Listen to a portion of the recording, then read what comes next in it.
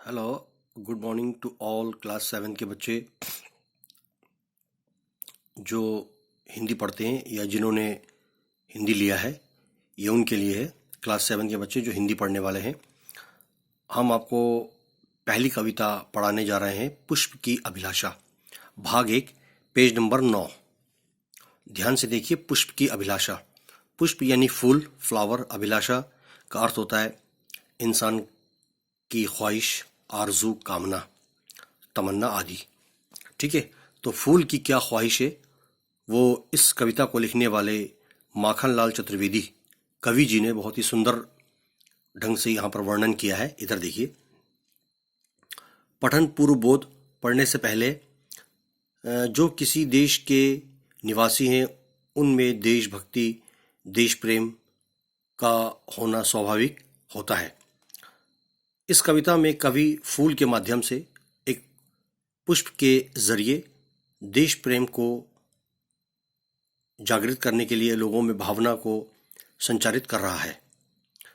अपने भीतर देशभक्ति की भावना जागृत करना, देश की सेवा करना, देशभक्त वीरों एवं शहीदों का आदर करना, देश के लिए अपने प्राणों का बलिदान करना आदि के बारे में माखनलाल चतुर्वेदी कवि जो हैं पुष्प की अभिलाषा के, वो हमारे सामने इसका वर्णन कर रहे हैं।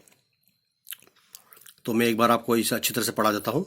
ध्यान से देखिए, पेज नंबर 9 पर है, पुष्प की अभिलाषा।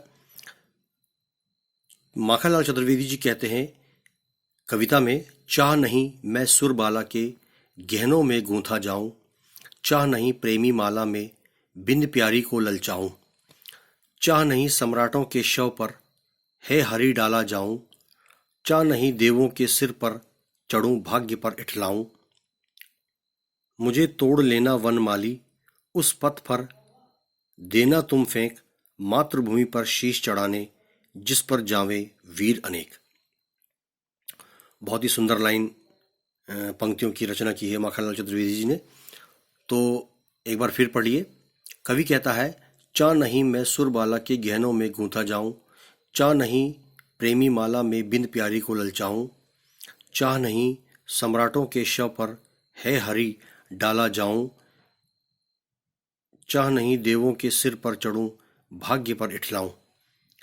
आगे देखिए, मुझे तोड़ लेना वनमाली उस पथ पर देना तुम फेंक, मातृभूमि पर शीश चढ़ाने जिस पर जावे वीर अनेक। माखनलाल चतुर्वेदी ने इस कविता की रचना की है।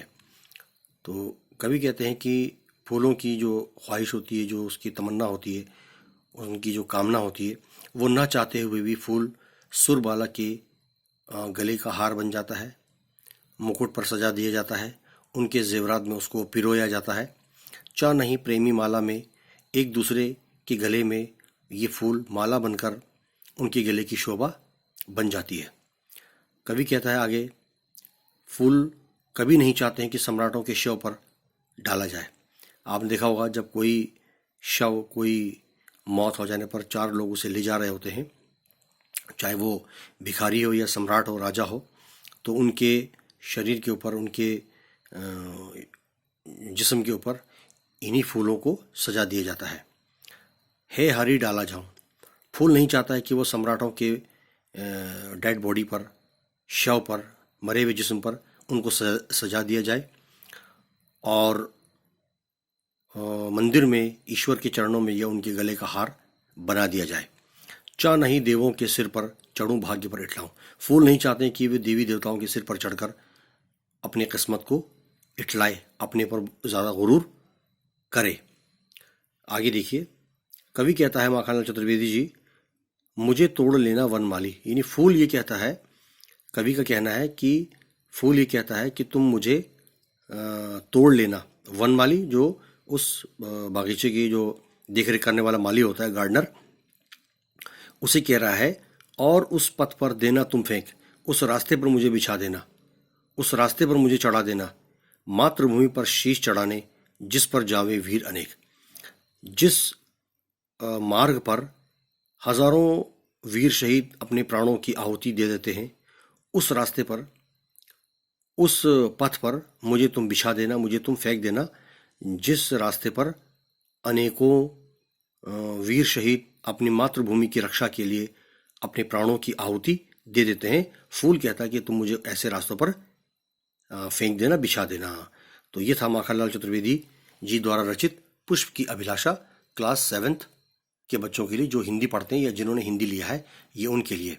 एक बार आप पढ़ लेंगे, आपको अच्छी तरह से समझ में आ जाएगा। अगर आपको समझ में नहीं आया तो आप मुझे पूछ सकते हो, बता सकते हो। ठीक है, धन्यवाद बहुत बहुत।